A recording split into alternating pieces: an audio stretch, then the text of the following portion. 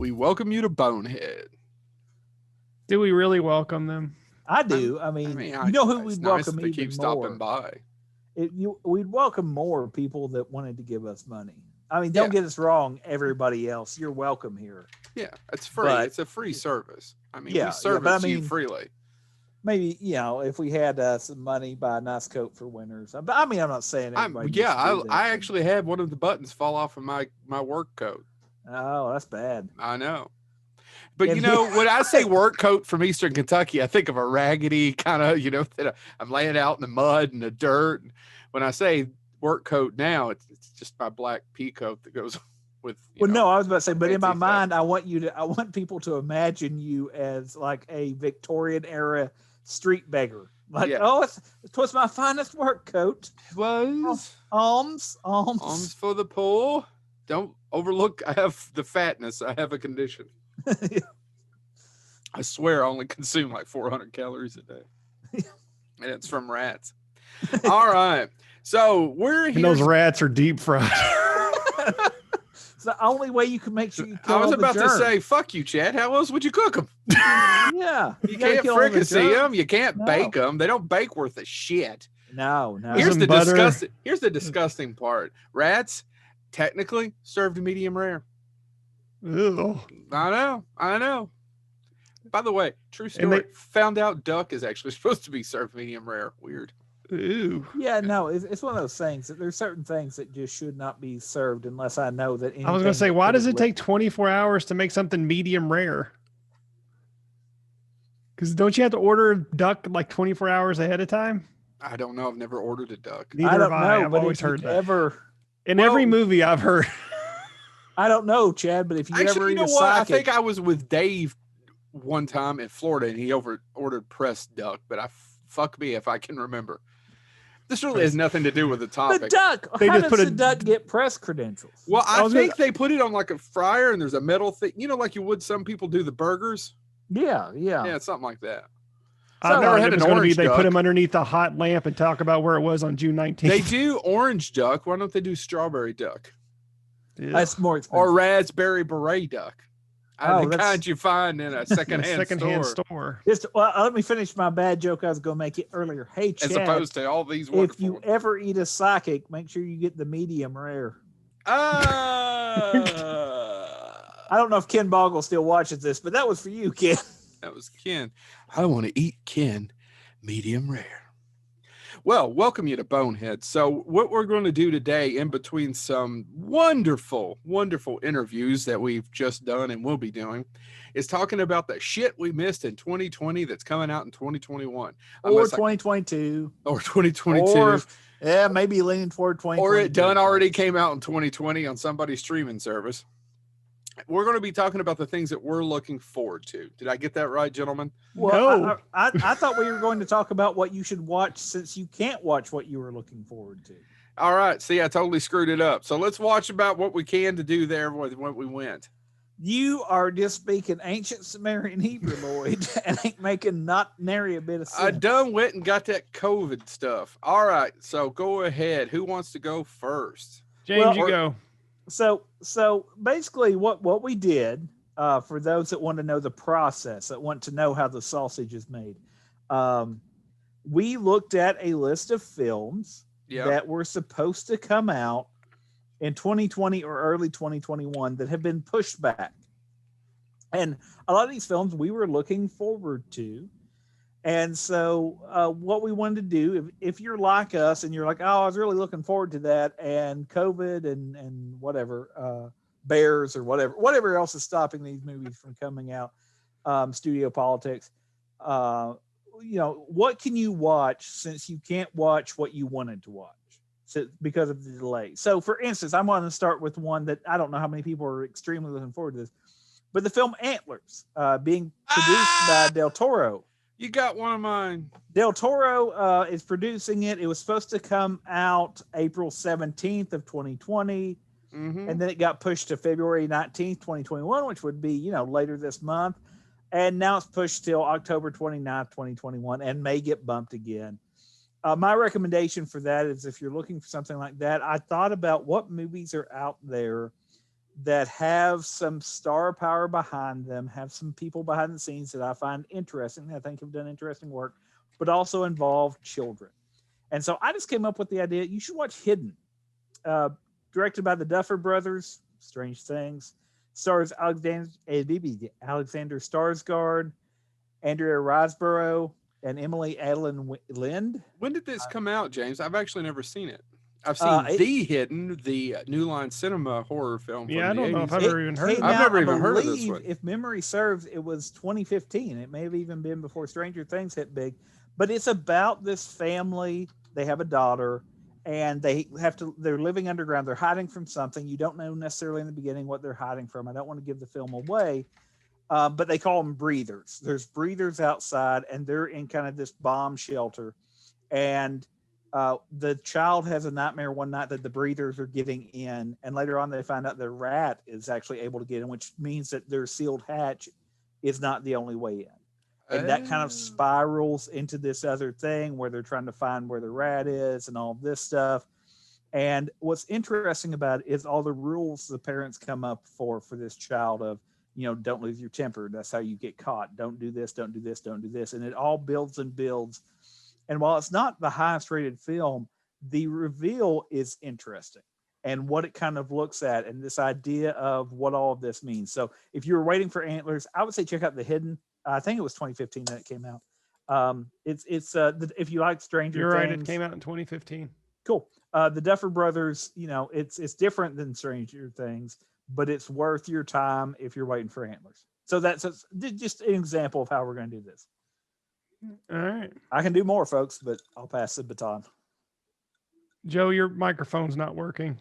Oh yeah, sorry. I kind of want to talk about if you don't mind, because one of mine, I don't know what Antlers is going to be. Scott Cooper directed Antlers, and if you've seen Crazy Heart, then you know exactly what to expect from Antlers. He said sarcastically. Scott Cooper directed Antlers. I think Jeff Bridges won an Academy Award for Crazy Heart, right, guys? Yep. Yeah, well, the same guy. So the thing that I'd like to see, or that I think recommend, because I have no idea, and the director of this has talked about there may actually be a sequel to another movie that he made, is The Descent. Neil Marshall. I just love The Descent. It's the scariest movie I've seen in probably the last 15, 20 years. It's one of the few things that got to me. We've talked about it on the show. So I don't know if that has anything to do with Antlers, but if I couldn't see Antlers, I would say The Descent or Dog Soldiers. Anything by Neil Marshall. Well, those two things.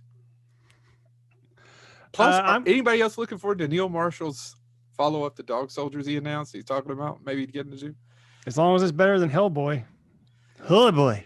I wonder how much of that was the actual producers and whatnot. I know that there was a lot of issues. It's damn near unwatchable, Chad. You're right. It is it is terrible.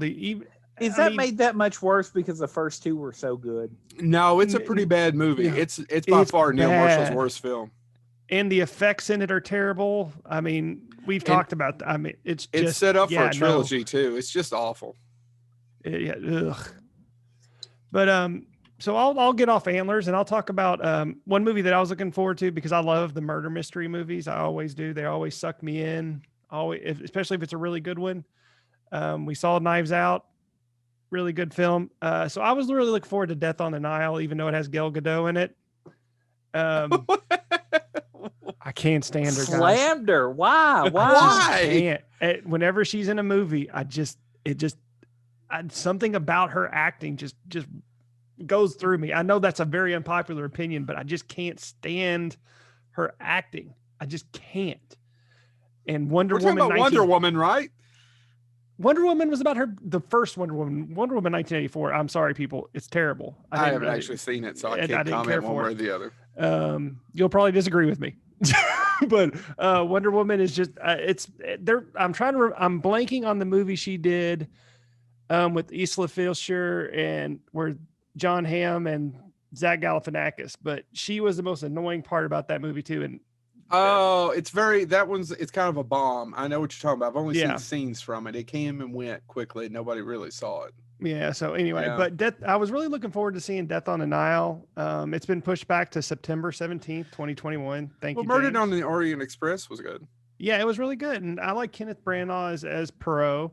But I was trying to think of another replacement for Death on the Nile that you could see, and I went a little crazy on this one because I'm gonna list three recommendations. I'm gonna for this one. The first one I want to recommend is you.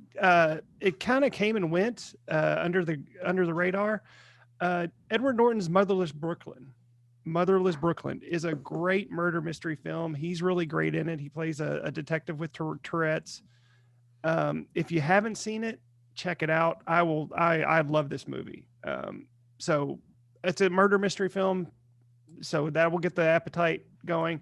I also got to recommend Murder by Death. If you haven't seen Murder by Death, check it out because Moose talk on wall.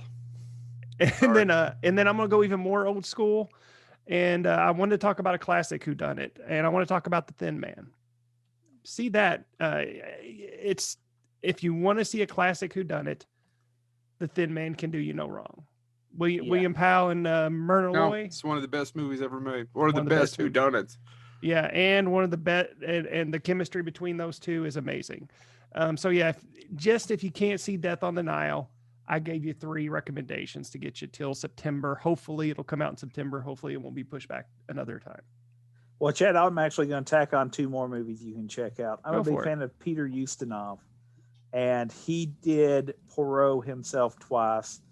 And his included Evil Under the Sun and Appointment with Death. That was the two times that he played Poirot in a theatrical release film. I have never seen any of those. Neither have I. If you like whodunits and are waiting for Death on the Nile, there's two Poirot films, and it's Peter Ustinov.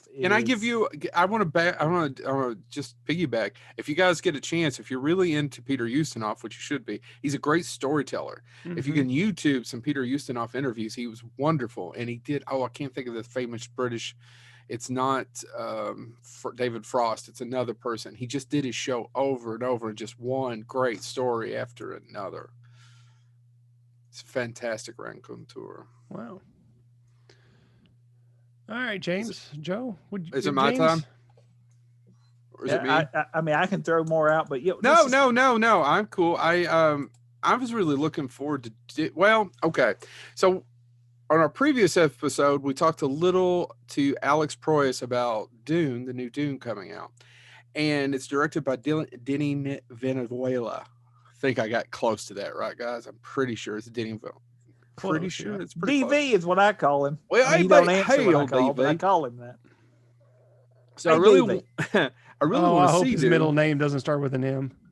DMV. Waited down there for that asshole for hours.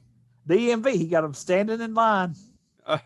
Anyway, I really wanted to see it, but Alex Proyas had a couple of interesting remarks to say, and I agree with what he's confirmed. That's what he was talking about. Well, no, he didn't. He didn't confirm because he didn't want to say anything bad about other filmmakers. Now, when I saw the trailer, I felt exactly like he did. I was like, well, this doesn't look like Dune. I mean, it's obviously his interpretation of Dune, but I think I get hung up on that why in the hell can I think of David Lynch's name? David Lynch's, you could throw a lot of tomatoes at it, but that movie artistically, the production design, the costumes are magnificent. I love them. I agree with that. It's just stunning. And this one looks stripped down. What do you guys think? But that being said, it took me out of it the first time. I've watched the trailer 5 to 10 times since then. So I'm still excited to see it. And the reason why I'm not going ahead and say, well, this doesn't look like Dune and shit on this is because Denis Villeneuve, God damn it. DV is never made a bad movie. I've never seen any of his films that are bad. What do you guys think? Sicario, Prisoners. Prisoners is a fucking fantastic film. Is. He pulled off something in Blade Runner 2049. Now, my only critique of that movie is I still don't know that we needed it, but he made it fun. He made it interesting, and it made sense with the original film, and it was its own thing. Actually, it probably makes more sense than the original film. What do you gentlemen think? Well, It's slightly more linear. This is one of the challenges, I think, with adapting something like Do Androids Dream of Electric Sheep or Dune, is how do you adapt that? Well, a lot of these I want to do is I want to tell you to go back and watch some of the directors. So I would really like for you to watch Prisoners, which is a movie that you can rewatch, I'd say 3 times, because you think, God, did something break down? And if you go back and rewatch it, you're like, no, it's just that complicated, and that's how it works. That being said, the movie I loved as a child that I want you to go see, and it's going to be hard to find because right now all I can find it on is Prime Video to rent for $3.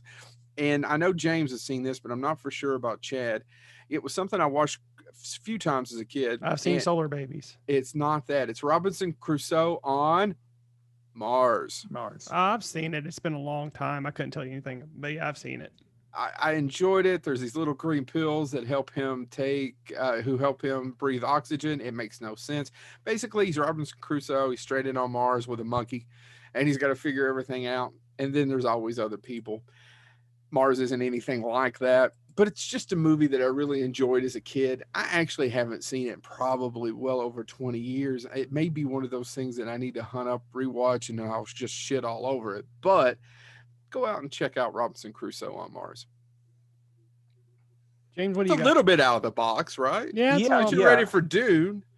Prisoners and Robinson Crusoe on Mars. That's a hell of a lineup. Do that as a double feature. But save Prisoners for number 2. It'll make you appreciate it even more. One thing that I'm looking forward to, and I actually have the poster for the least compelling in this franchise over here. The Indiana Jones film that was originally slated for July 9th, 2021, obviously pushed back. Probably right now they're saying July 29th, 2022. I love Indiana Jones. I've said before by the way, nobody else can see this. Say Crystal Skull sucks. Say it. No, I've got to stop because nobody else can see this. And what stopped me mid-sentence is I looked up. And Chad, do you know that your name on here is Shut Up Your Face? Oh, I know. Okay. Because I'm literally looking at myself, James Thomas, Joe is Joe, and then I just say, Shut Up Your Face. It took me out of what I was saying. No, I love it. It seems like there's a word missing there. I think he's being stereotypical toward stereotypes. Yeah. I was originally going to spell it Shut Up, SUSHUDD, but anyway, I love the Indiana Jones films. I've said before that in some way they're my Star Wars. I love Star Wars, don't get me wrong, but Indiana Jones always just struck me when I was younger. Say it. And I want to talk about movies you can wait while you watch for Indiana Jones. And I'm going to caveat that the ones I'm going to recommend, let's say that your favorite film happens to be out of that entire franchise, that it happens to be Crystal Skull. No one has ever said that in the history of anything. The movie you need to watch that will tide you over till the next one is, of course, King Solomon's Mine, starring Richard Chamberlain. That's right. You know what would have made Crystal Skulls? You know what would have made Crystal Skulls even worse? Gal Gadot. Oh my God! Oh, your hatred of her. No, I don't know. I actually, and I love King Solomon's Mines, and I love the follow-up they did with Richard Chamberlain. Sharon Stone and Richard Chamberlain, if I remember correctly. Yes, that is correct. I have those movies on VHS. I bought them on VHS when I went to college because I loved them so much. And by the way, I knew they're not great films, and they only got made because of Indiana Jones. Now, those stories are older, which actually leads me to another recommendation I'm going to make. Yeah. Hidalgo. If you've never seen Hidalgo and you like those period adventure pieces. Okay. Well, yeah. You for a split second. I was like, no, Hidalgo's a lot of fun. Yeah. Hidalgo, you need to see. Romancing the Stone's the obvious one. Yeah. Oddly enough, skip that though and go straight to Jewel of the Nile. Romancing the Stone. I just listened to the Billy Ocean soundtrack over and over with them dancing. Just skip the movie, go to the YouTube Billy Ocean song. He did it with Michael Douglas, Danny DeVito, and Kathleen Turner. There you go. Jessica Rabbit singing on stage. Romancing the Stone, by the way, a lot of people think that it only got made, and that may be partially true because of Indiana Jones, but that screenplay is older. Screenplay Yeah. actually was completed in 78. The Rocketeer, just simply because if you like somebody fighting Nazis, go watch The Rocketeer. It's a good time. And one that I only caught on to recently that was, again, based on... I don't feel bad about my 3. No. Well, there's, again, I'm doing this because depending on what Indiana Jones you like, here's a couple that you can look at. But... And you still haven't mentioned the 2 that I'm going to say. Good. That we got something to go on. I want to talk about a film that got made that nobody remembers and that I only recently discovered because I thought the movie that cast this person in an adventure film that was supposed to be Indiana Jones, I thought his first theatrical film was Lassiter, but I was wrong. As many people know, Tom Selleck was originally supposed to be Indiana Jones, but his contract with a certain film or certain television show, Magnum PI, he had auditioned for that. They came back and offered him Indiana Jones, but he was already under contract for Magnum PI. He could not do it, and they went back to Harrison Ford. He did an adventure film that he was not the first choice for, but it fell apart, and they reassembled it with him in mind. And this was actually his first starring role. It was financed, though, by a Hong Kong company called Golden Orchard, if I remember. But it was released internationally. It was a modest hit. I think it cost $60 million to make, made 28 in the U.S., and then obviously internationally made more. Before I say the name, though, I want to say who the original cast was because it makes it that much more Indiana Jones-like. You guys look up that Billy Ocean video yet? It was originally going to be Roger Moore and Jacqueline Bisset. Mm-hmm. And it was going to be directed by some hack named John Huston. Roger Moore saw the script and said, well, this is ridiculous. Yeah, he said this Moonraker was 10 times more serious than this noise. Shit. John goes Huston, in like this, comes out like this. John Huston was going to direct it.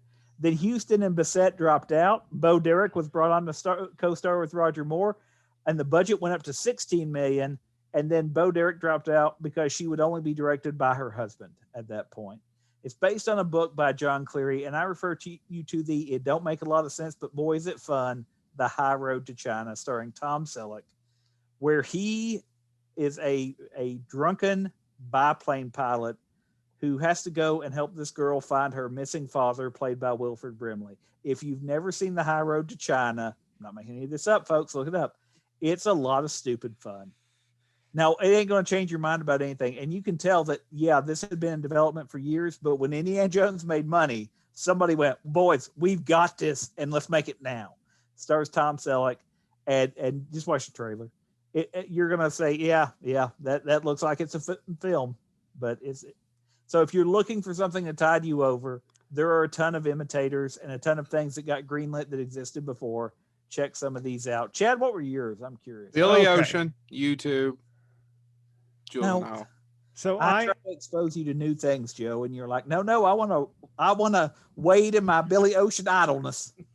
So I'm actually combined two because Indiana Jones and Uncharted were both scheduled to come out this year, and they're both getting pushed back. My Uncharted recommendation that I tried out was just watch the Indiana Jones films. Starring in Uncharted. Tom Holland. Holland, all right. It was originally, I believe they wanted Chris Pratt for the longest time, and then we got Tom Holland. And I'm just and originally when the first game came out, everybody was like, "That's Nathan Fillion, right?" But time has passed, and Nathan Fillion is. And no offense, man, I'd still cast Nathan Fillion and Bruce Campbell in every buddy cop film ever. Duh. But so I came up with two recommendations for both of those films, just to tide you over until the gamers get their shitty game adaptation. If you say Tomb Raider, I will punch you in the throat. Oh, and then hopefully we get a better ending to Indiana Jones that was better than Crystal Skull, man. What makes me angrier, Crystal Skull or Gal Gadot? It's not going to be a real ending. Spielberg and all of them can say they're not going to let it go on without Harrison Ford. But let's face it, eventually those rights are going to transfer. Yeah. So I came up with Rock's premiere movie, The Rundown. Yeah, that's fun. That is a good movie to tide you over with Sean William Scott. I was going to say, why do you lead with The Rock? What about Sean William Scott? He used to be somebody. He's still more of a somebody. It's directed by Peter Berg, right? Yeah, directed by Peter Berg. Has a great cameo by Arnold Schwarzenegger. Yeah. And what was kind of funny was at the time they were billing The Rock as Arnold Schwarzenegger's replacement, and then the rundown came, and it kind of just didn't happen for a while. And then The Rock kind of stalled. He did some like kid-friendly movies, and it was kind of like, well, that kind of went. Well, Southside and Tales then all of a really put him on the sudden, map. boom, Southland.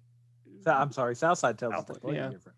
But then you had the ferry and the game plan, all that. And then all of a sudden you're like, well, Rock never really became Schwarzenegger. And then all of a sudden, boom, here we are. The Rock is Arnold Schwarzenegger. Well, I think he's bigger. He's bigger. But Yeah, I I think agree he's with that bigger. 100%. Yeah, I think he's bigger. TV, I mean, yeah, he's killing it.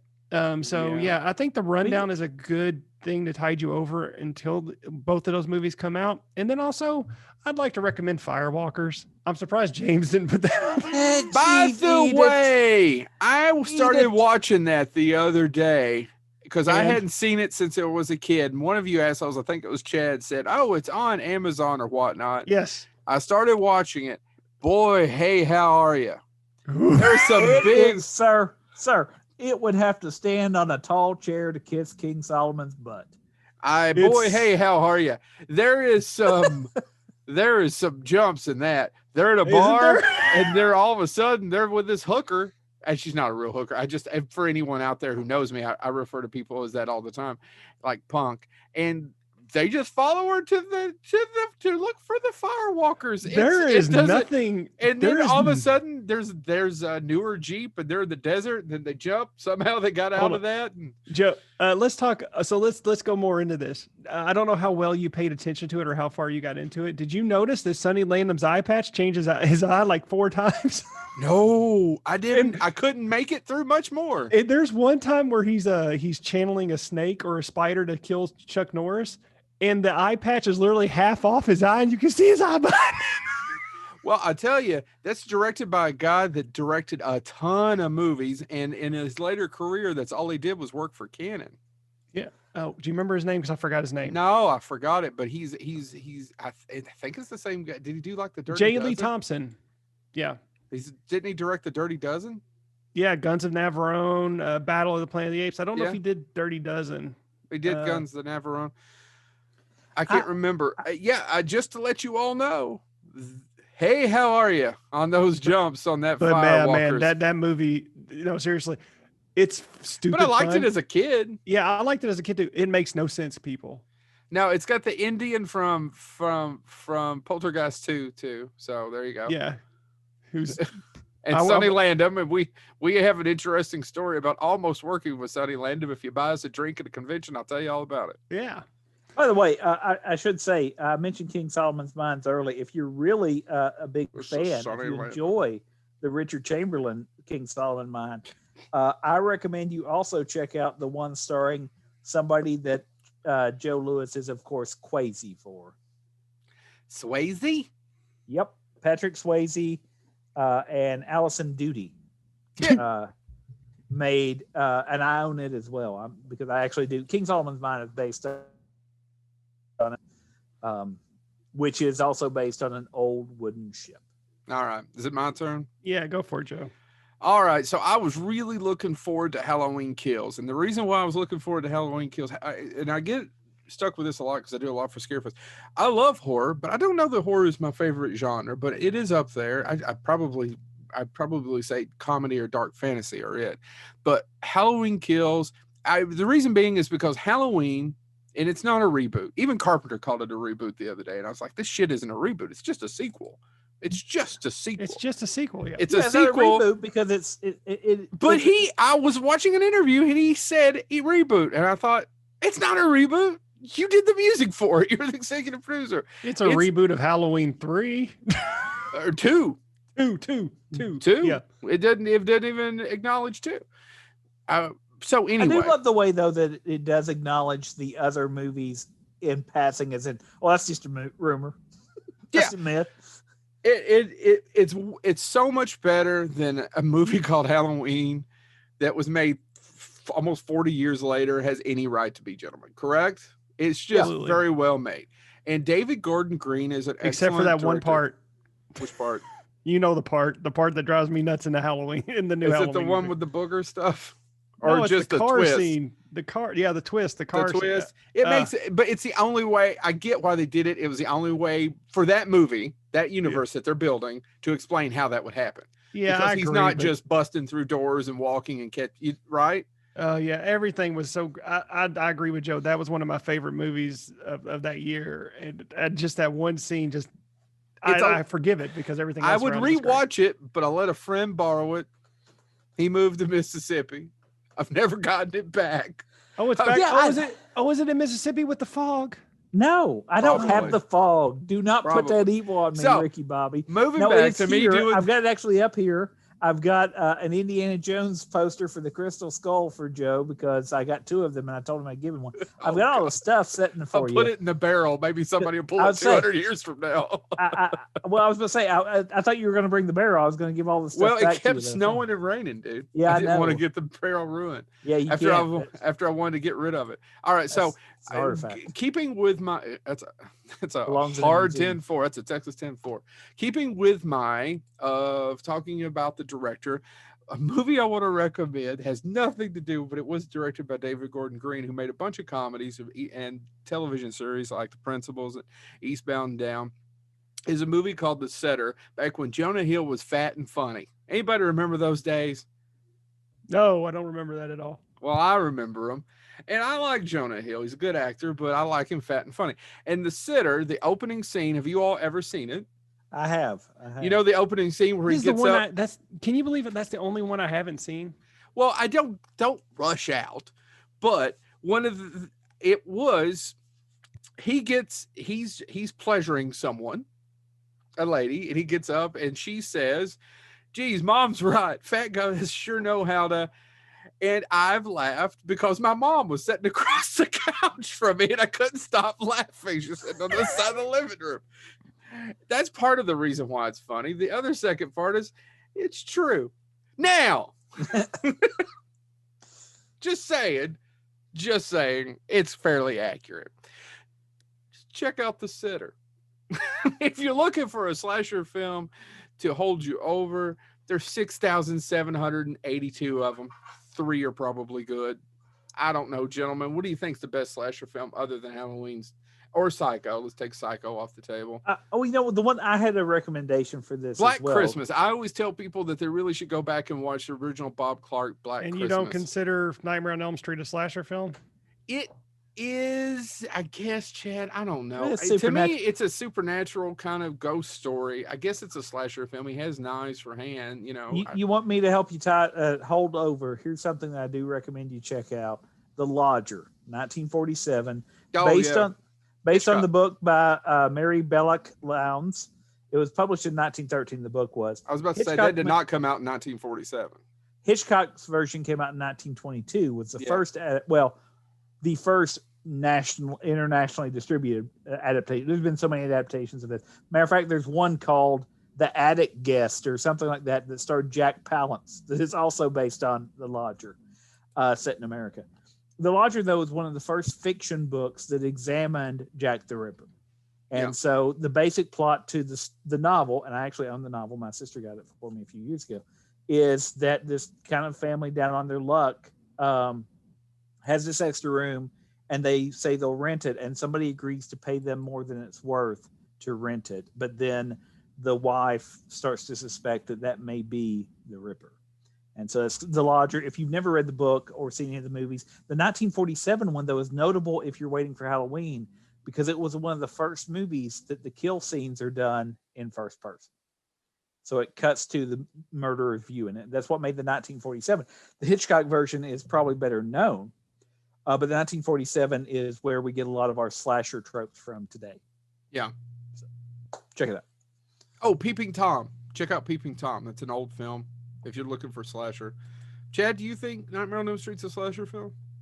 I mean, I've always considered it a slasher film, but I'm not arguing with you. No, I know. I'm wondering. I think my problem calling it a slasher film is because I respect it so much. It's one of my favorite movies. It's like I said, it's Wes Craven and Robert Englund both said that would be on their tombstone. Yeah, I mean, I'd really have considered it a slasher film, but I've always considered it a higher elevated slasher film. Like it's You know, Is Hellraiser a slasher film?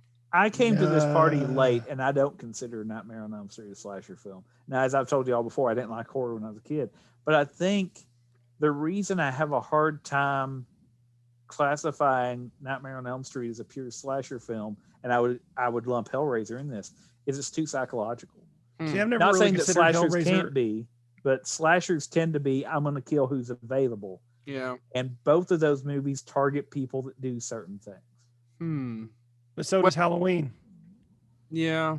I don't know. But if you get in your... It's a whole other episode. Sorry. Yeah. I mean, but I have a hard time. I think it's because it's also supernatural. Slashers to me don't necessarily work if they're supernatural. But if you go by Halloween 5, nobody has ever said, you know what, I go by Halloween. I 5. really loved Halloween 4 and 5 as a kid, and I actually still like them. I'm sure. I don't sit down and watch them, but I loved Michael Myers. I love the Halloween film. So yeah. Oh well.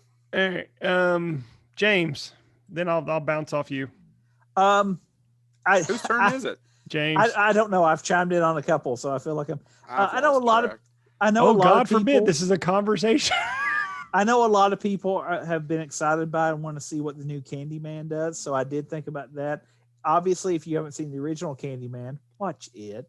But I'd also throw out. Watch I had a it, couple, not Candyman. See, I screwed that up. I didn't screw it up, but it could also. Okay, no, watch the original. But only first. watch part 1. But you know, I've got. God. Did you see it, Chad? Did you see it? Yeah, we talked about this. Did you? I don't remember. God, it's a shit turd, isn't it? Oh, it's terrible. How did they get something so right? Yeah, and then make the second one. Well, we talked about this because we think that the writer of the first one had nothing to do with the second one. Yeah, that's part of it. Also, I think the book just sets you up for Joe. Chad changed his name again. Would you like to tell the listeners what he changed his name to? Bite my biscuit. That's what he changed his name to. If you ever wonder why I get sidetracked recording this show and you've never seen the video, I'm wondering why the hell you're reading up there in the right-hand corner. Why aren't you looking at my eyes? I've got my notes. Don't you know what fat guys are good at, James? I've got my notes on one side of my screen, and then I look back to make sure, and then I'm like, wait a second, there's more text, and I get... Fancy Frenchman got his double screens at home. I don't have my double screens. I split my screen in half because this is my laptop. Candyman. So if you haven't seen the original, obviously you need to see the original. That's a slasher film. Tony Todd. Is it? Yeah, it is. It's a slasher film. I don't know. It's got some supernatural, and there's also that context of the social. That being said, speaking of social context, the original Candyman is about a skeptic grad student who goes on this investigation. So I tried to think of, hey, if you're waiting, how about we look at other films that have skeptical people, or I thought you were going to let's do movies about grad students, or people that are more doubting or something else. And the two I recommend The Paper Chase. I would recommend Midnight Meat Train, which is about a photographer that goes looking for That something. is a good one, James. That's a good one, and that's one nobody remembers. No one ever talks about. Got fucking Bradley Cooper in it.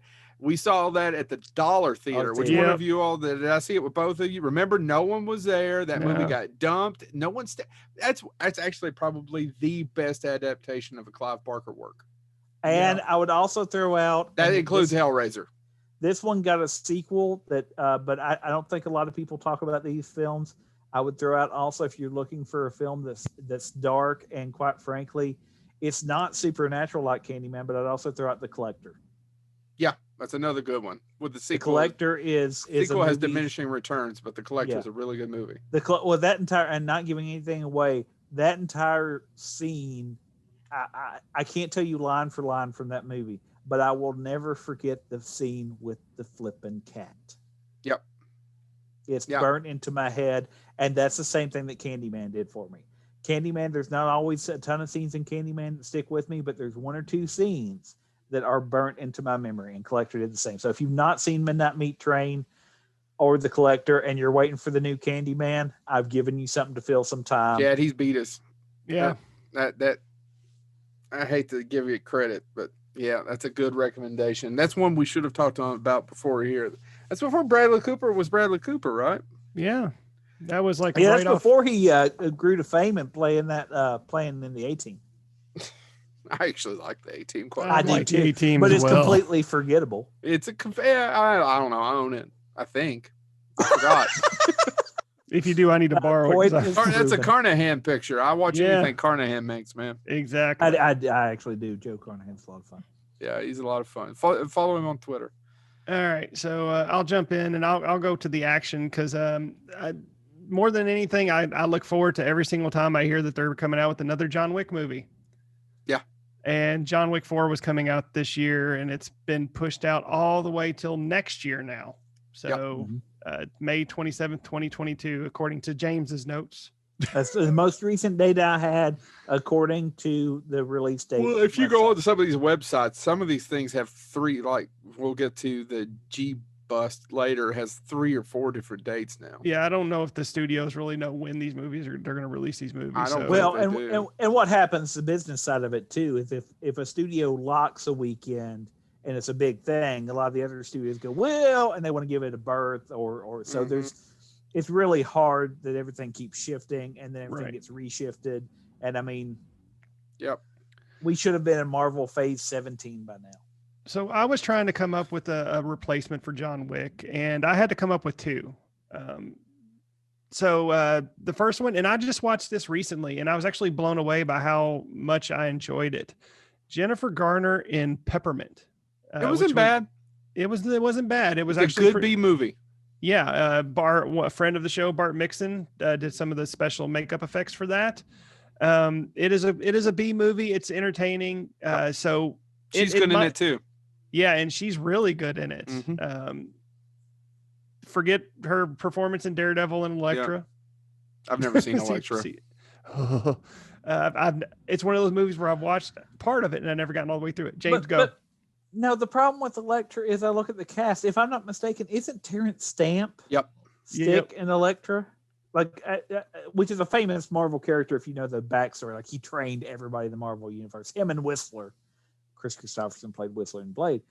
They've trained everybody. Like, everybody has you were trained by Stick or Whistler in the Marvel Oh, universe. who plays Stick? Glenn. Glenn. Shit. he's Backdraft.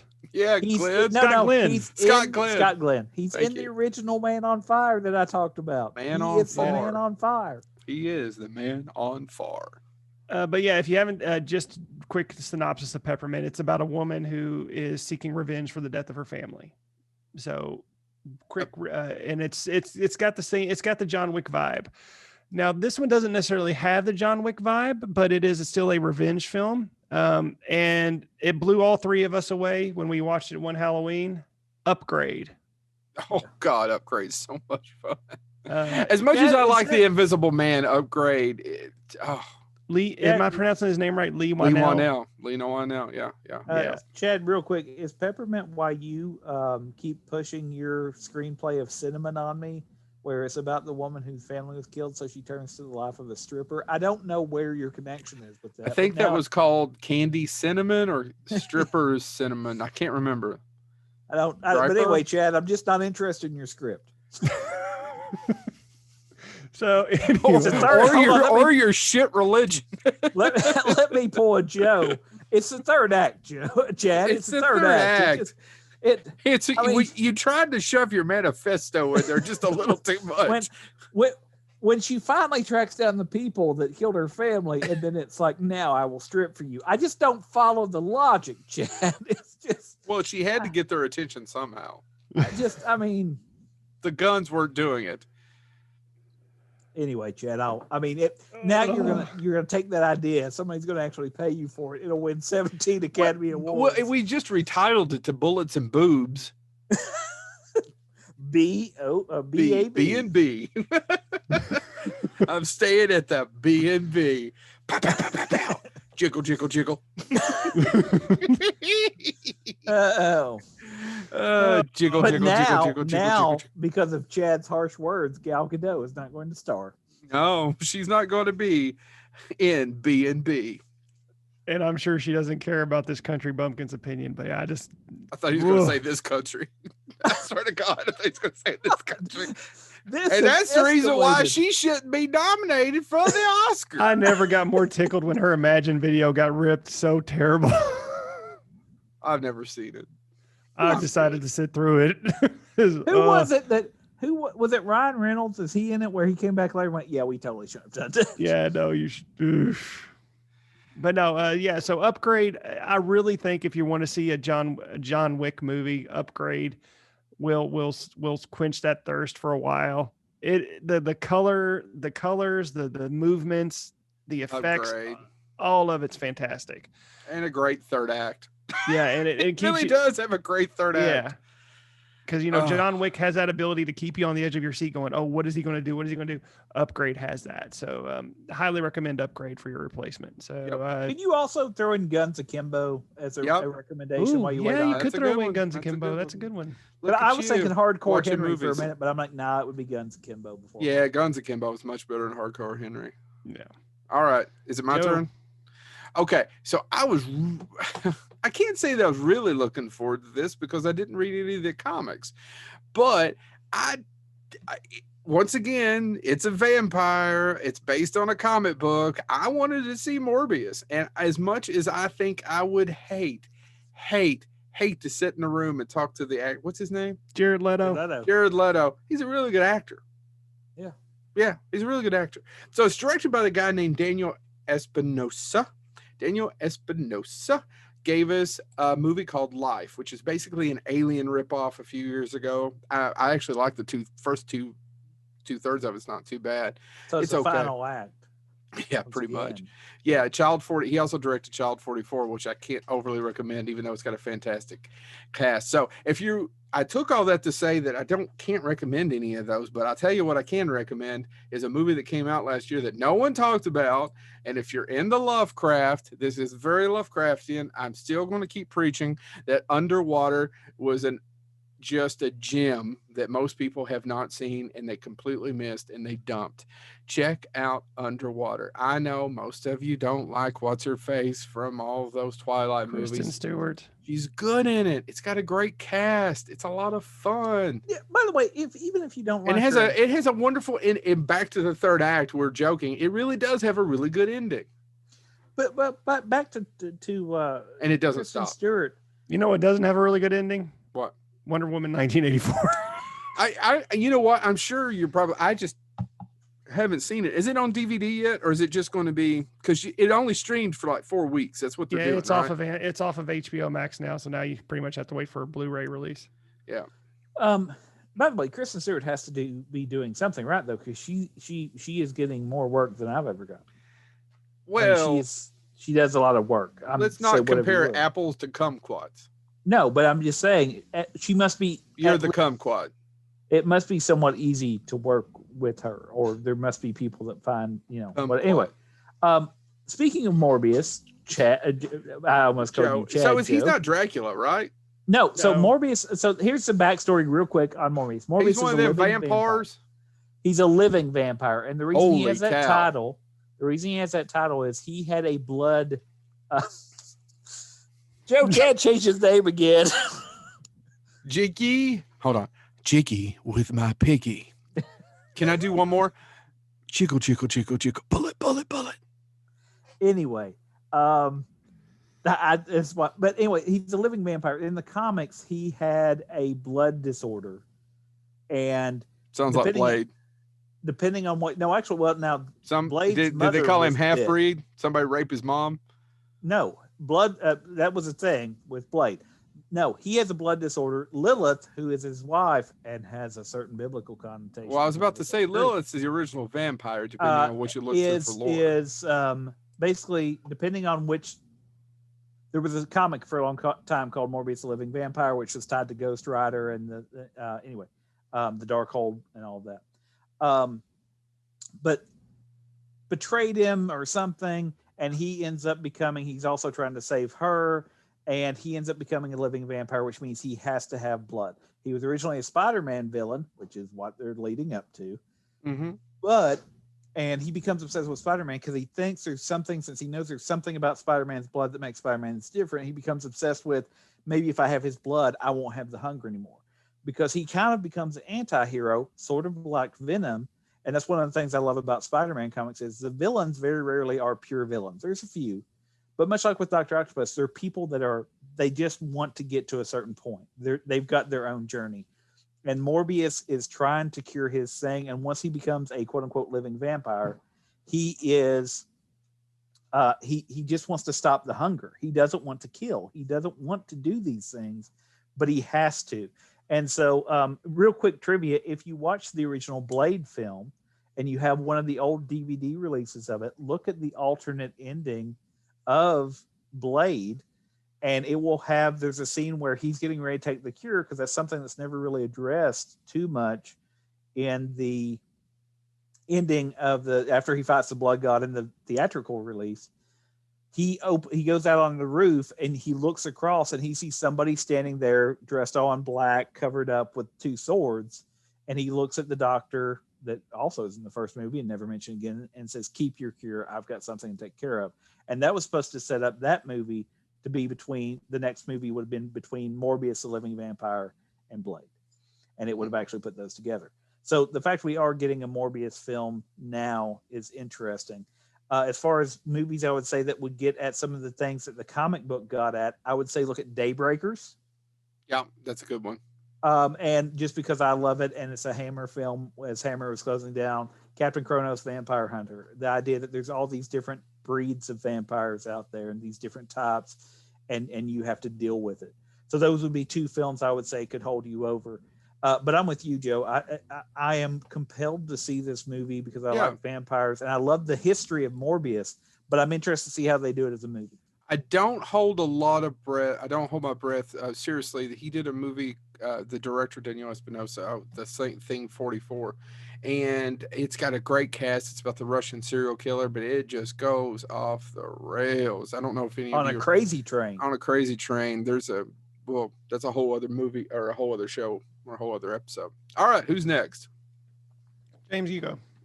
I was trying to think of things that I keep seeing ads for, that I've seen ads for in theaters that have never came out. And so I want to talk about Peter Rabbit 2, The Runaway. Why? Did you see Peter Rabbit 1? Yes, I did. I took my kids to see it. Was it good? I actually enjoy it. I did. I enjoyed it. Sam Neill is only in he's not in it too long. I don't want to spoil what happens to Sam Neill, but there's a funeral involved. Oh, he did Phil Tippett let those dinosaurs out again? You had one job. You had one job, Phil Tippett. Anyway, dinosaur right. That's an obscure ass joke. Somebody out there. Now we don't have enough listeners for anybody. Google to get that it. one. Google Phil Tippett. And see what his job was on Jurassic Park. No, Peter Rabbit. So the trailer came out, and this was when I could still take my children in theaters, and we saw the trailer. My kids immediately go, "Oh, Dad, can we go see that?" Because they had fun with the first one, and it's just a fun movie. It's not as good as the Paddington Bear films, which is actually what I'm going to recommend. If you were excited about Peter Rabbit and you haven't seen them yet, to tide you over till you can go see Peter Rabbit 2, The Runaway, which I probably will take my kids to see. Mm-hmm. It's a kind of a heartwarming, fun set of movies. But the Paddington Bear films are also better than they have any right to be.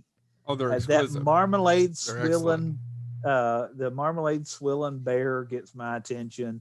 I'm waiting. I think they're slowly building up to it. We're going to eventually see. You heard it here first. It's Bonehead exclusive in that it's not going to happen and it's a lie. But much like King Kong and Godzilla King of the Monsters built up to, the King Kong versus Godzilla film, I think we're eventually going to see Paddington throw down with Winnie the Pooh.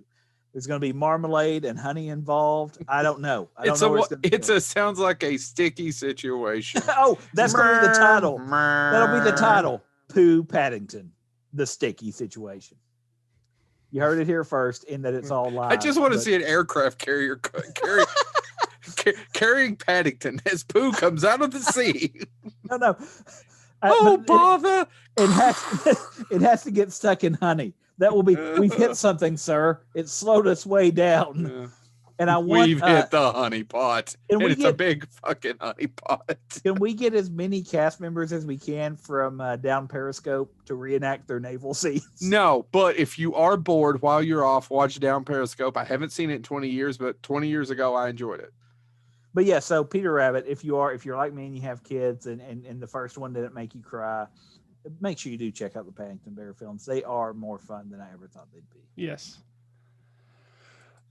So one of the movies I was looking forward to this year, which now I don't even think has a release date now, it was Wes Anderson's The French Dispatch. It was one of the movies I was really looking forward to seeing this year, bar none. But now I don't know when I'm going to see it. Now Mr. I could, Good bar none. Keep going. yeah. Now I I need to could. stop talking.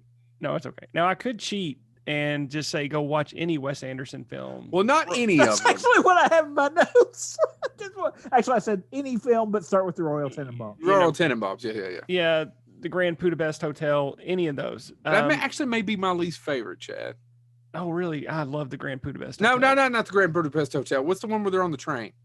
Oh, the Darjeeling Darjeeling Limited. That's my Yeah. least favorite one. that's Sorry, my I least think I favorite did. as well. I'm so sorry. I did not mean the Grand Budapest Hotel. I was out of my mind. But I wanted. I was trying to think of a film that kind of encompassed Wes Anderson's style. And I wanted to talk about Liv Schreiber's Everything is Illuminated with Elijah Wood. I've never seen it. It is a really good film. It is very what's the word I'm looking for? Eclectic. It's about a I don't think that's the right word I'm looking I don't for. know. What word are you looking for? I'm getting That's tired. a good question, and I don't think they work. It's definitely a unique film. It's about a young Jewish American who likes to collect things. He's a hoarder basically. He's the eclector. And he wants to find the woman who saved his grandfather during World War II. So he travels to Europe, travels to the Ukraine to find this woman. And it's a very heartwarming film about him trying to find his past and to get to know his family history. And, you know, he's a very weird little guy. Elijah Wood does a great character portrayal in this film. And it's one of those movies that just never got the play that it should have, in my opinion. And Liv Schreiber is a talented director. And if you should check it out just to see it. It is definitely Wes Anderson-esque, but it also has its own unique voice. So yeah, I just wanted to recommend Everything is Illuminated, which apparently neither one of you have actually ever seen it. I remember the ads. Now, is it? Can I see it? Or I'll check out later. I I'll don't see if think can it's see it streaming anywhere. I don't think it's streaming anywhere. So it's one of those hard finds. It just isn't getting picked up. So that's yeah. Chad, that was pre Lord of the Rings, right? No, I think it was post. Okay. They fixed Yes, it 2005. post. I'm sorry. Yeah, I have it. I'm conflicting it with one of his other earlier movies. if I'm not mistaken, it was Yes, like his 2005. film right after Lord of the Rings. He started working on this one. Yep. So, Joe, what do you got? Okay, well, this is my last one because one of the other thing we're looking really forward to, we all three want to talk about, but I know that this movie's going to suck. I know that the director Sean Levy is a high-paid hack. God, I want to be a high-paid hack. My God, wish I could only be well, they won't remember you 200 years from then. That's okay. I've already spent my billions in debt. Yeah. Who cares? I'm sorry. I was sitting here snorting the coke off of these 20s or hundreds or whatever. Real Steel is still an entertaining film. Well, he made some stuff that it's just so watered down. He's a studio guy. Yeah. As they drive by my mansion, I want them to think, I wonder who owned that dilapidated mansion 400 years ago. Well, I want to see Free Guy with Ryan Reynolds. Yeah. Where he's controlled by some sort of video game.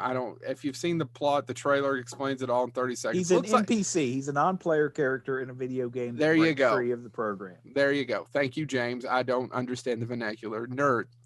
Anyway, I want to see that. Looks fun. Probably stupid. I can't recommend anything Sean Levy directed. However, I will say that Ryan Reynolds' best performance, or one of his best performances, is a little-known film where he plays a truck driver who, in Iraq, he is buried alive, and in the movie is called Buried. And it's an hour and a half, and him in the box with a cigarette lighter. And it's his best performance on film. If have either one of you ever seen it? It's the only one I haven't seen. No. Better than his performance in Two Guys, a Girl, and a Pizza Place. He beat me to it. You son of a bitch. I've never seen it, but the only It's other him and Nathan Fillion, right? Because everybody loves Deadpool. I don't think Nathan Fillion's in that. I don't know. I do a lot of cocaine. I love Deadpool too, but what you need to do is check out Buried. It's not funny in any way, shape, or form. You can't laugh at it, but his second best performance is that guy in Blade 3. Jesus, Blade Trinity is an awful, awful movie. The only good thing in that whole piece of shit is Ryan Reynolds. Ryan Reynolds is the only good thing in Blade Trinity. If I'm not mistaken, Two Guys, a Girl, and a Pizza Place. The other guy was the guy who married Tiffany Amber Thiessen, and the girl was Tractor Howard or Tractor Trailer, something like that. Yeah. Getting right back to Buried, star of Boston Common.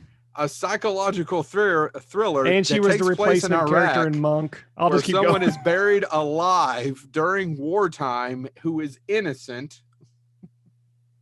Will Nathan he get Fillion out? Is Will in he Two not Guys get and out? a Girl on a Pizza Place. He's just not. Check the out guy. Buried. So he's not a reoccurring character, is he? Then put on Blade Trinity episodes. And fast forward every scene that doesn't have Ryan Reynolds in it, because everything Ryan Reynolds says in that movie, much like Bill Paxton in Aliens, is gold. You know what they did wrong with that show? Midway through, they got rid of the pizza place. It's Two Guys and a Girl. Yeah. That's just a film that's just a video you bring up in the privacy. I still feel like I've won. Now that being said, Joe, they played the Night Stalkers in that thing, which was its own Marvel comic for a while, which also tied into Darkhold and Morbius the Living Vampire. It was part of Marvel's horror line that included the pages of Darkhold. It starts with Sons of Vengeance, I think, was the. Can I throw one out? I could not care less if that's coming out in 2021. I don't care if I ever see it. It probably won't be coming out in 2021, but go ahead. I couldn't give two shits to ever see Top Gun Maverick. Oh, no, I know. No desire. Don't care. Don't care. You know, I like the first one. So I told the guys this before we started to record. I actually went through the list and did one for everyone. You know what I recommend people watch while they wait for Top Gun Maverick to come out? Iron Eagle. Good guess, Chad, because that's all. I was like, just watch Iron Eagle.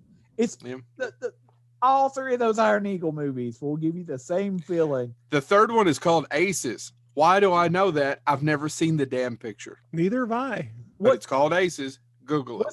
What's the other? Is that a helicopter movie with Tommy Lee Jones and Nick Cage and Firehawk?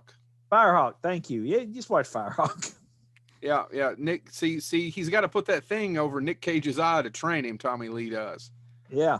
Holy shit! I remember the whole plot of that movie. I forgot all about it. Well, it's not a good movie. Don't go see it.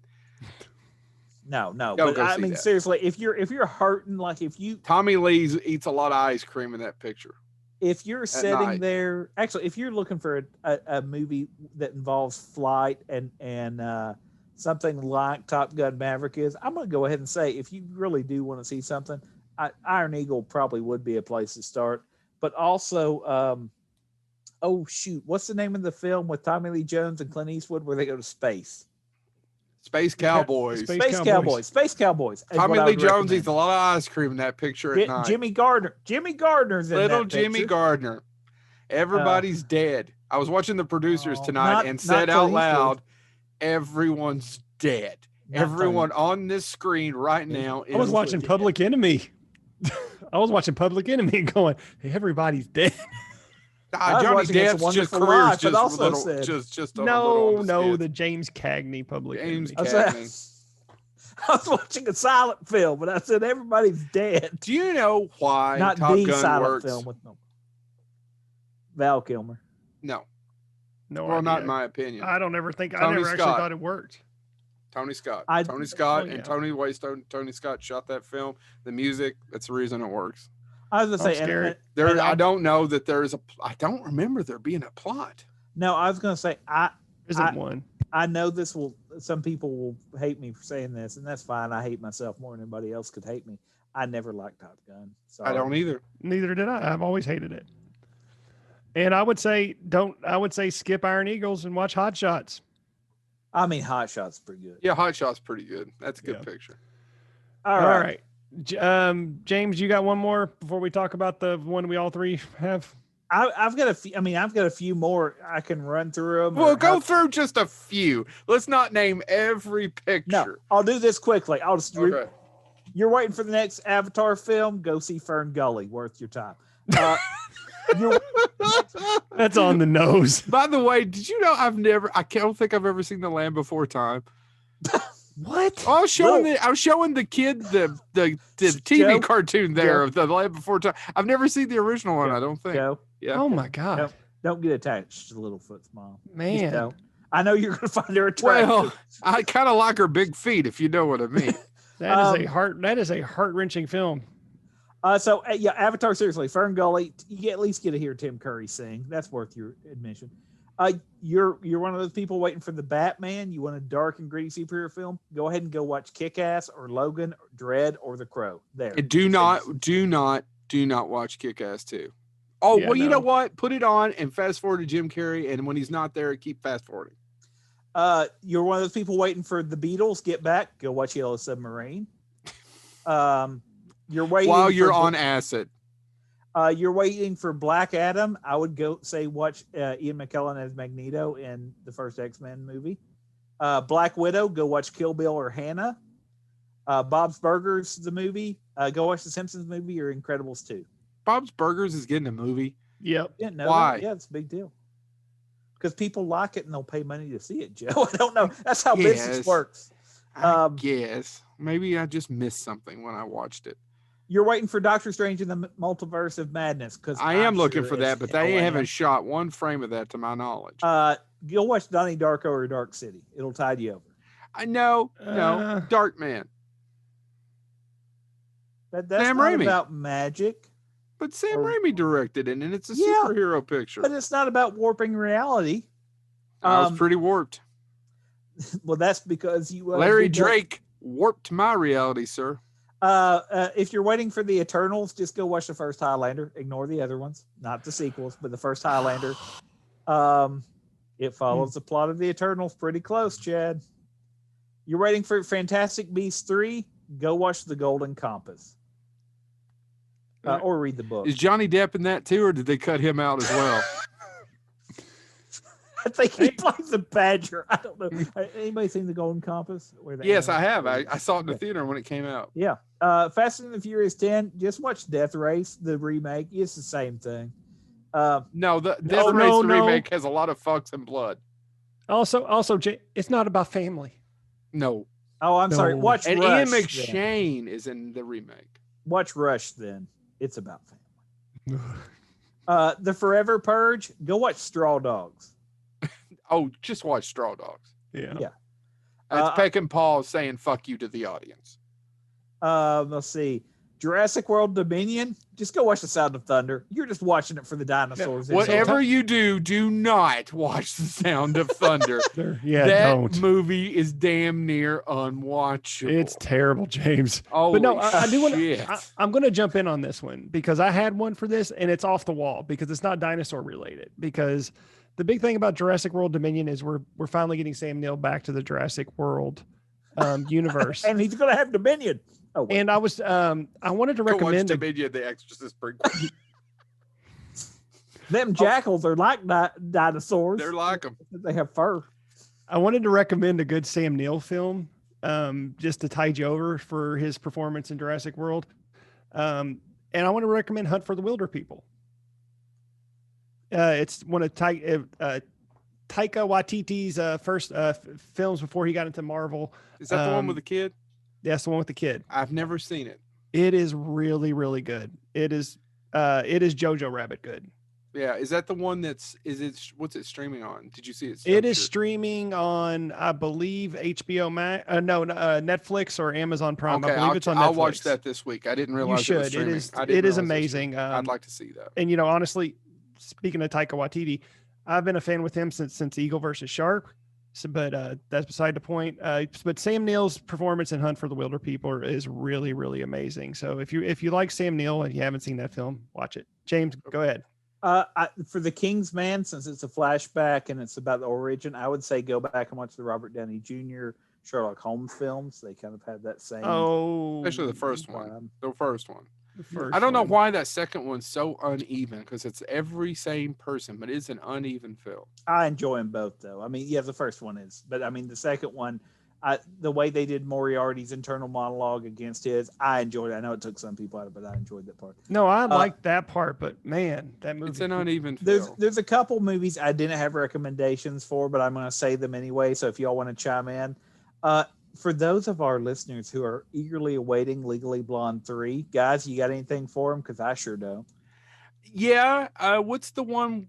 I'll give them something of a movie that I did like her in. Is it The Wild or wherever she plays the real life woman who walked across country or through I think it's called The Wild. I think it's called The Wild. I really enjoyed that movie.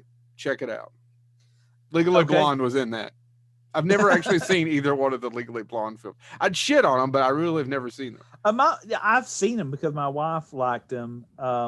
My problem with them is not that they're terrible movies. It's that there's to me there's a commentary about education in general that I can't dissect enough, and that's my interpretation of it. It's my problem. My honest opinion is if you want something to hold you over for Legally Blonde, check out Reese Witherspoon in Election. That is That's another good movie. That's Alexander, whatever his face is. Payne. Yeah, Alexander Payne. Guys, I didn't have a recommendation for this either, but I know some people are looking for it. The Many Saints of Newark, the Sopranos prequel. I was trying to think of any film about the rise of a crime family. I'm hesitant because I love The Sopranos. The Sopranos is just gold standard. I couldn't think of a film unless maybe Once Upon a Time in America that would be a parallel. Godfather, but well, I guess Godfather, but I mean, I think it's a different type of chord. I don't know. You're probably right. Yeah, give me a second on that. Yeah, I don't. Well, I'll go on with my list. I got you on Innocent Blood, just because it has mobsters and no one ever talks about John Landis as Innocent Blood. All right. I actually think it's one of his underappreciated gems. If you're one of the people, honestly, I just mentioned it. Public Enemy with James Cagney. I was about to say, when did you talk about Innocent Blood? If you're one of the people waiting for The Matrix 4, which was going to come out May 21st, 2021, but is now moved back to April 1st, I would recommend you play Cyberpunk 2077 or just to see the response from my co-host, watch Johnny Mnemonic and follow that up with The 13th Floor. Hold on. Here it comes. Skip them both and watch 13 Ghosts. No, watch Virtuosity. There. Now I've hit every film. Oh, I actually watched that. I watched that like 2 weeks ago. Damn, is it terrible? It wasn't good when it came out. I know, but I enjoy the one-liners. I own it on DVD. I enjoy the one-liners. All right, I'm sorry. Are you upset that I'm carrying around the joy of killing your family? Minecraft, if you're one of the people waiting for Minecraft, just watch the Lego movie. I don't have any recommendation for Minions, Rise of Gru. My recommendations for Mission Impossible 7, just watch the Jack Ryan film. Start with The Hunt for Red October and go from there. Okay, real quick, I actually do not care for the Harrison Ford Jack Ryan film. Neither do I. I don't care. I don't know why, but I always thought they were boring. I never understood why people like Patriot Games or Clear and Present Danger. I think Clear and Present Danger is nothing. I'm with Chad on this. I love Hunt for Red October. In fact, I like the one with Ben blah blah blah blah blah. Sum of All Fear. I like the Sum of All Fear because it has a hell of an ending too. Yeah. By the way, it's got a great third act. Those two movies I like. I've never watched the actual show with Jim from The Office. Well, how about Chris Pine's Jack Ryan? I've never seen that one. I never bothered to watch it. I was not honestly. He was a step above Harrison Ford for me, but at the same time, I was just not a fan. Yeah. Was that directed? Did it just star Kenneth Branagh or was it No, he directed it too. He directed it too. Mm-hmm. I think that was his follow-up to Thor.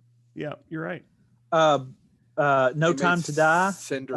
If you need something to tie you were going to talk about that one, James. I thought you'd have like 15 things. Well, no, my recommendation for No Time to Die is just because I'm doing the same thing myself with my son because he saw the trailer and he goes, I have to see that movie. And I'm like, oh, no, you don't watch that movie till you understand the gestalt. So my recommendation there is watch all the other Bond films. They're there. Skip Moonraker.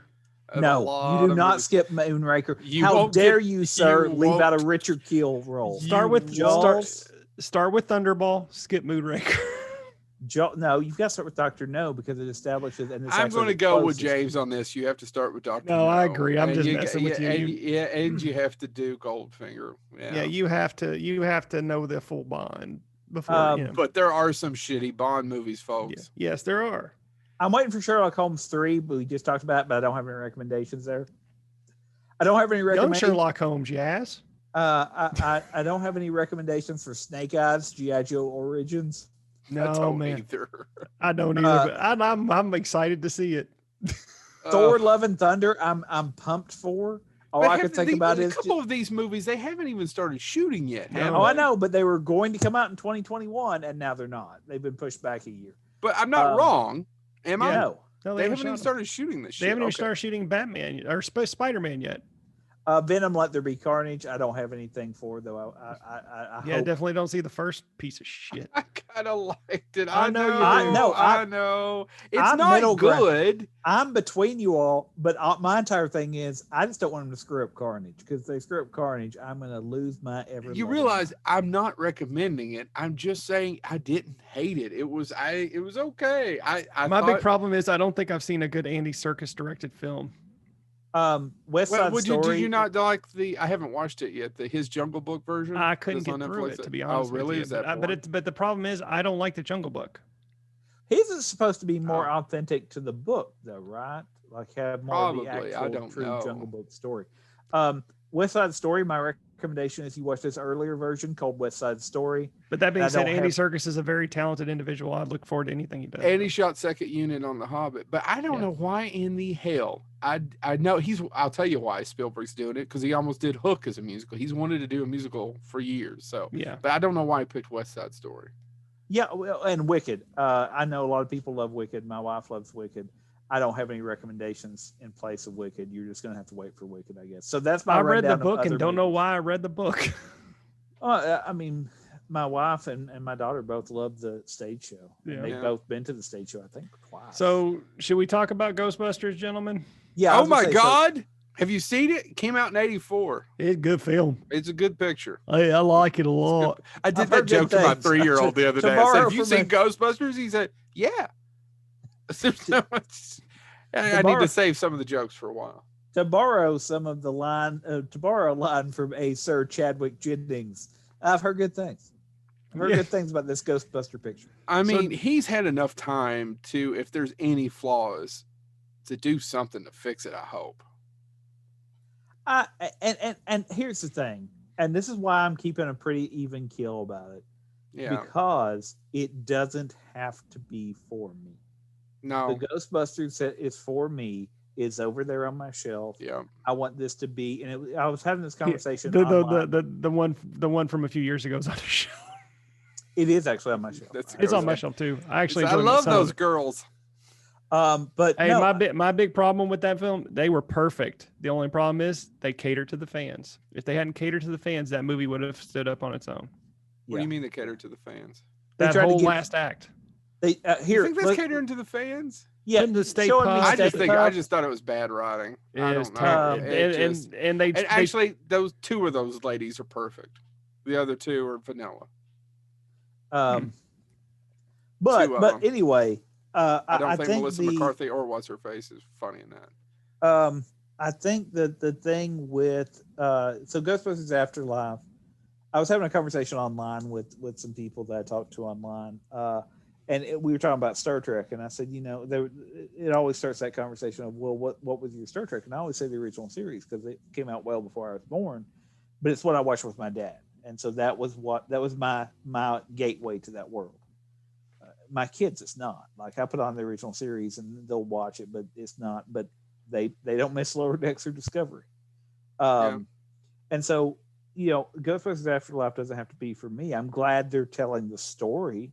What I know of the story, I'm pumped to see, but I'm looking forward to it, and I know we're going to talk about some recommendations.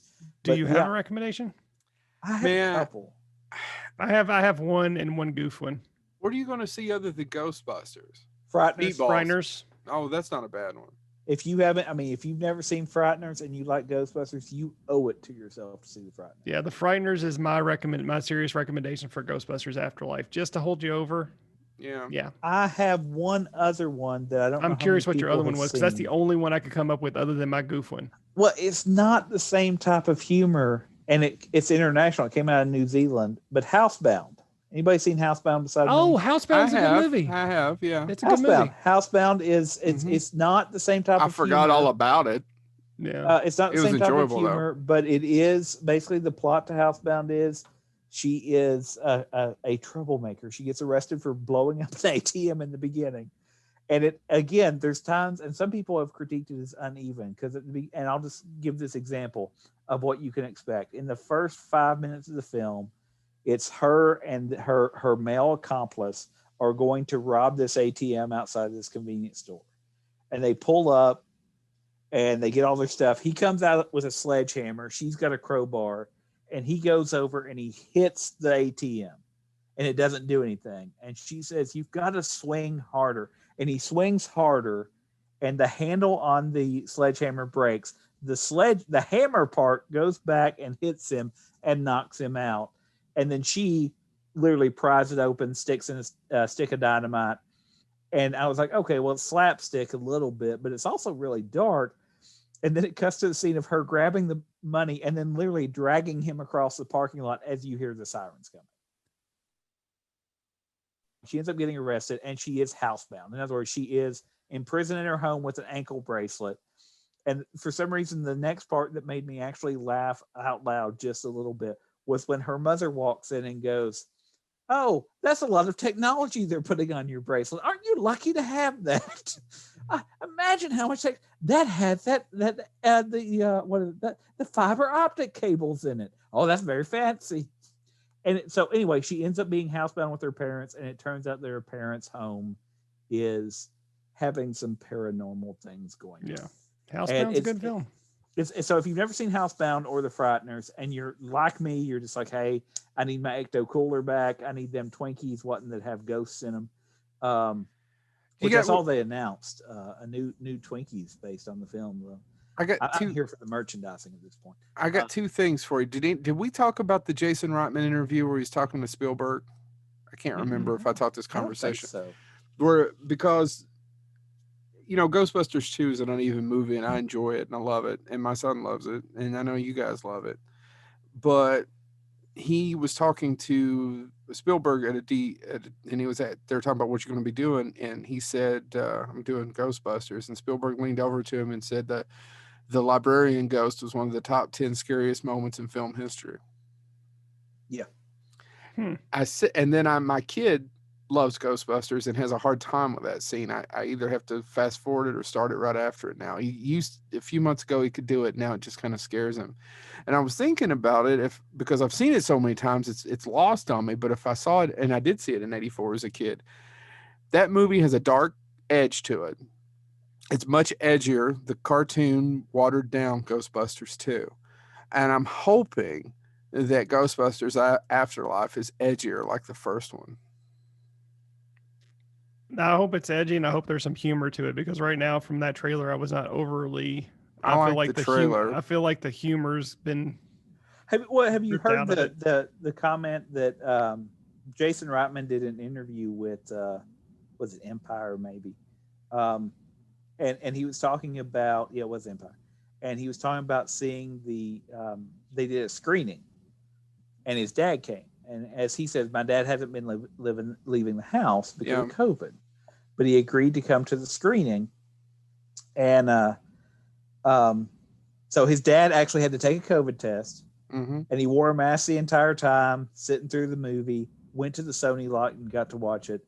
And Jason Reitman said that, Ivan Reitman's 74 years old. And he said, as he was watching out, he said, Dad actually had some tears in his eyes. And he said, "I'm so proud to be your father." Yeah, I saw that. And, Jason Reitman said, "That is the greatest moment of my life." And I'm like, I don't know if that vouches well for the movie. I hope it does. Bill Murray said in an interview, he said that it's got a lot of heart to it, that the script had a lot of heart to it. So it may be a different kind of Ghostbusters film. I mean, it's got to deal with the fact that Egon's passed on. It's got to deal with connective tissue. Those first two, it may be fine that it's a different kind of movie. I just hope it's a slightly edgy. Do you think, And I've been thinking about this. I don't know if I I've want. watched that trailer so many times. Oh my god! Oh man, I see X01 on screen, and I'm just I like, know. now I'm there. I've showed it to my kid. My It kid watches is- it. If I have to rent the theater Yeah, in November, if I have to pay $100, if I have to pay $200, whatever it's going to cost. If I Yeah. can't, depending on where we're at, if I have to rent the theater, then that's what I'll do. No, I agree. And that's my entire thing. But I've got a question for you all, and we could probably do an episode about theories on Ghostbusters. But do you want to see Egon's ghost? No. I don't either. But I was thinking about it, and I think that's I think again it's a cop out. I think going with the connective tissue element of, I think that's where because one of my favorite part about Ghostbusters 1, as I am older, it wasn't when I was a kid. This isn't what made me love Ghostbusters 1, but there's a scene in Ghostbusters 1, for those of you that may not be as familiar with the film as we are as geeks, where it is Winston and Ray in the car. Yes. And they have that religious conversation where Winston says he's very religious and Ray says, I don't know the guy. Yeah. We're basically talking about God. And I think this movie Never met him. Yeah, I never met him. Never met him. I think this movie may touch on that somewhat in that, who stays who, and in my mind, Egon being the scientist would want to go see what's on the other side, right? He would not stay. Yeah. He would not haunt. He would go. And we've talked about this before, but it reminded me something, James, while you were saying it. The other reason why Ghostbusters 2 is not successful, and they're going to win. I know you're going to win. It's a summer 84 big blockbuster film. But when they fire up those proton packs at that end, it is perfect acting. The look that Bill Murray gives Dan Aykroyd and Dad Aykroyd, where he says, "See you on the other side, Ray." And then he smiles. It's perfect acting, and it looks like they're actually friends. You know what I'm talking about? Yeah. In the moment, he says, "See, nice working with you, Dr. Venkman." They've got to sacrifice their lives, and they're about to do it. And it's really heavy for a comedy. Yeah. And the second one doesn't have it. They just kind of shoot Vigo back into the painting. It ends. It doesn't make a lot of sense. Not that any of it, I understand.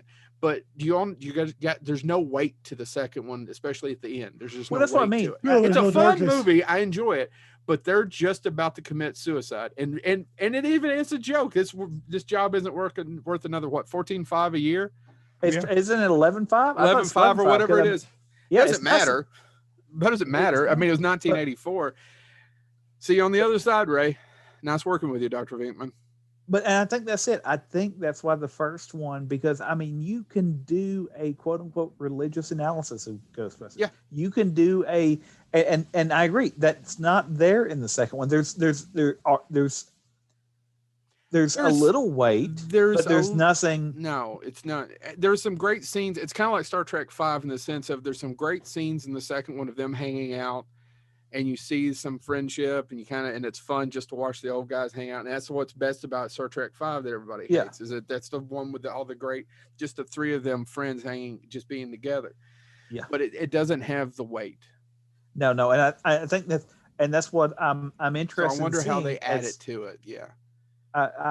I'm interested in seeing, because that was what I was thinking, and I mean, I guess there's a way you can do an Egon ghost and it work, but in my mind, I don't know how you do. If you held a gun to my head, if you have to have that as a line of dialogue, you would say something about, no, he would go on to explore, like he would have not stayed if he did not have to. Yeah. Which I think is one of the things that the first movie does explore is,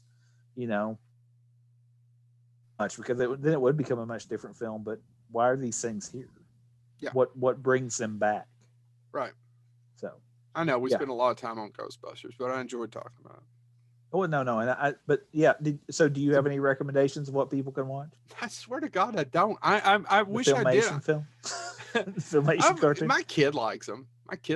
He the DVD you bought him for Christmas. He's watched it at least twice, and then I think they're on IMDb TV or one of the other ones. Yeah. So he enjoys it. He likes ghosts. I don't know where he gets it.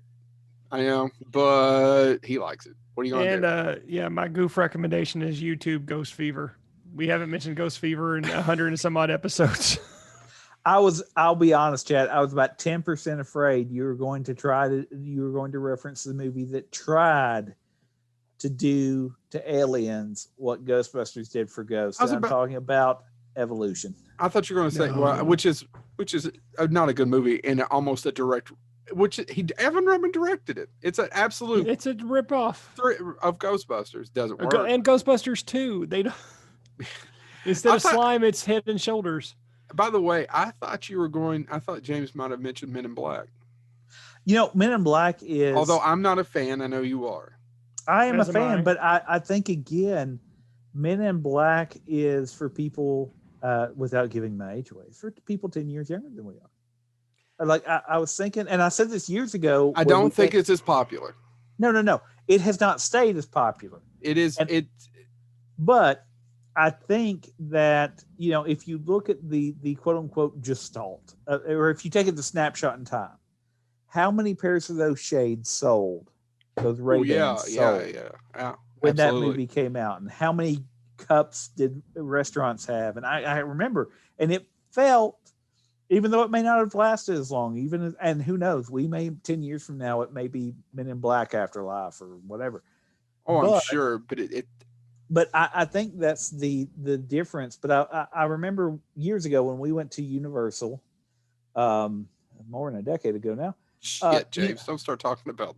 They still had. Great.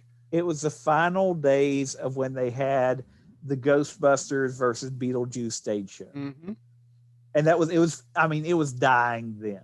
Yep. But the Men in Black ride had a line. Yep. And I think that gets to the idea that, Men in Black was for us. If you were 8 to 10 years old when Men in Black came out, and my sister was around that age group when the first Men in Black came out, it was your Ghostbusters for a little while. Maybe it didn't last as long, but I mean, the song, the video premiere, all of that stuff, the dancing alien that was in the music video. I wonder if it's Halloween. I don't know. There's just something about Ghostbusters that just transcends. Maybe it's just because it's the one thing that the three of us have.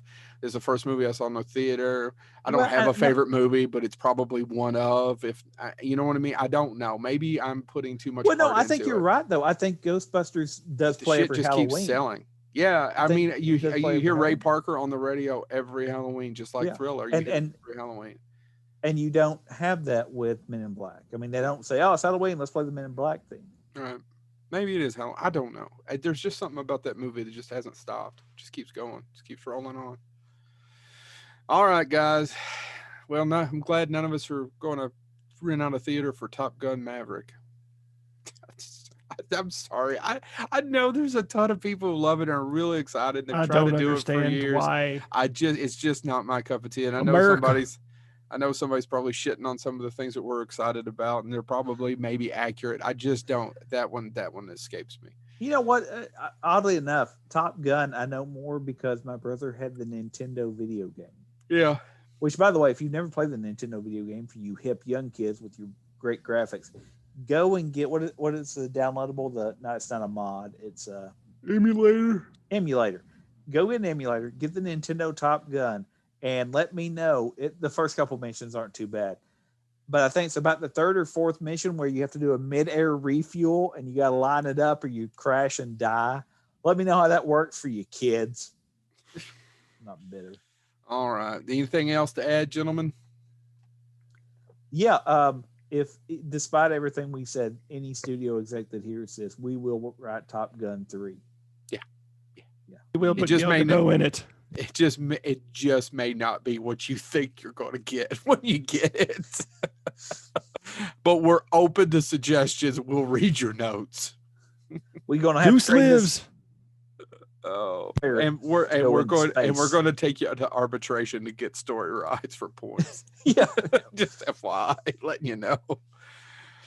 All right, this has been Bonehead Weekly. We'll see you in 20. All right, we're already in 2021. That doesn't make any sense. Yeah, well, we'll see you in 2021 again. Hopefully, we'll see you at the movies. Hopefully, we'll see you at some freaking conventions before long.